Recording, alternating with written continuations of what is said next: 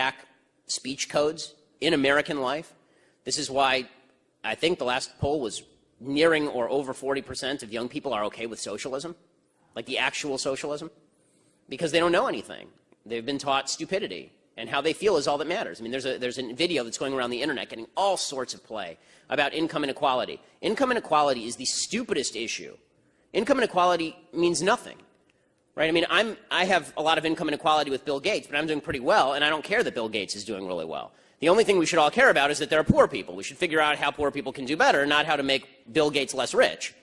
But this video is going around and saying, here's a poll of what Americans think the wealth distribution should look like, and here is what the wealth distribution actually looks like.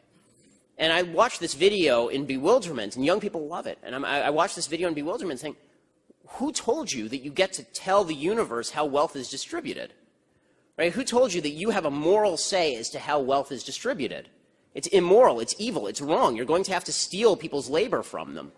But people are not told this, and so they think that their own subjective vision of what reality should look like should govern what reality actually looks like, and it's only later, after 80 years of communist failure, that they realize, oh, that, and hundreds of millions of people dead, that they realize, oh, that was a bad idea. Even now, I'm hearing, Bernie will say, he talked to that guy at the town hall, yeah. And the guy said, I earned $41,000 a year, and Bernie admitted, your taxes will go up, and then he explains, well, the health costs are going to go down or whatever, which may or may not. Makes no sense. He says, I'm going to tax you $5,000, and you're going to get $10,000 back in medical service. What magical box did you make that happen in? Are there doctors in the back room there? Well, that's funny, when he said that, I was thinking, well, if you're healthy, if the government's that good at things, honestly, I wish leftist solutions work, because they're the easiest solutions in the world, right? It's a recession. Tax everybody at 100%, redistribute the wealth, in 2 days the recession's over. Yeah. They don't work. They're past, such as Social Security or Medicare. I understand Social Security is a mess right now, but it has helped millions of Americans in the past. So do you think that we should banish socialist ideas in general in the United States, or limit it to banish. something like and the reason I say that is because so what socialism basically does is it takes the resources of a given society and it freezes them there, and then it redistributes them. It doesn't account for growth. It doesn't allow for innovation and enlarging the pie. Socialism basically says, however much money is in the economy, it's unfair how it's distributed. Take it, redistribute it. That's the end of it. The problem is, once you do that, you get rid of the incentive to innovate and to build new things and create new services. So, of course, it's true that if there are 5 of us in a room and I have $5 and nobody else has any money, and I just give each person $1, then everybody in the room is better off except for me. That's true, but I now have no incentive to go out and make $5 more, because you're all just going to take the money. This is true of Social Security also. So Social Security has actually created an enormous downside for society now. So in the short term, it's great, right? You take a bunch of money that doesn't belong to you, you give it to a bunch of old people, they're happy. It didn't cost you that much money because it's the baby boom, and there are a lot of people who are young, and there are not that many people who are old. Then the baby boomers get old, and now we're all screwed, right? People who are our age are never going to see our Social Security money. It's gone. We're never seeing it again. Kiss it goodbye, right? So, so one problem is that older people did not have an incentive to save. So the savings rate actually went down after Social Security, because you may as well spend your money. Somebody else is going to pay for you when you're old. The second thing that happened is people stopped having kids as much. It actually had a market impact. Jonathan B. Lass at Weekly Standard has a very good book about this. It actually had a market impact on birth rates. Because one of the reasons to have a kid, not to be cynical about this, but it's true, is that historically, when you get old, who takes care of you?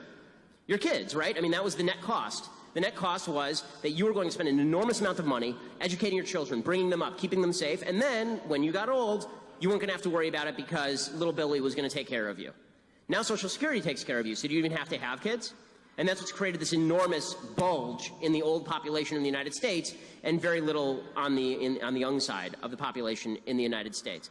And because, as a society, we tend to abdicate to government what government is willing to take over, it's also created this immoral notion that the government's going to take care of all the old people, so we don't have to worry about it as a society. Social fabric doesn't matter anymore. So this is why I'm not in favor of socialism, and Social Security is a good example. I'm not in favor of it because it has, just like every other socialist program, it has a set of discrete beneficiaries but diffuse victims, and the diffuse victims are much more common than the discrete beneficiaries, and they grow over time.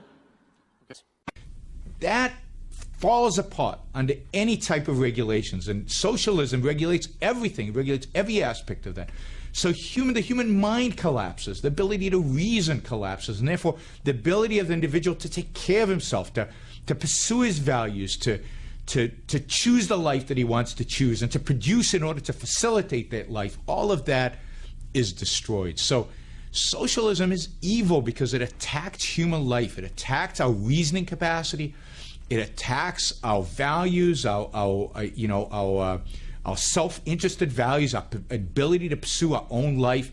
And it tells us that we have to sacrifice everything, our life, our wealth, our values, what we enjoy doing, everything for some cause.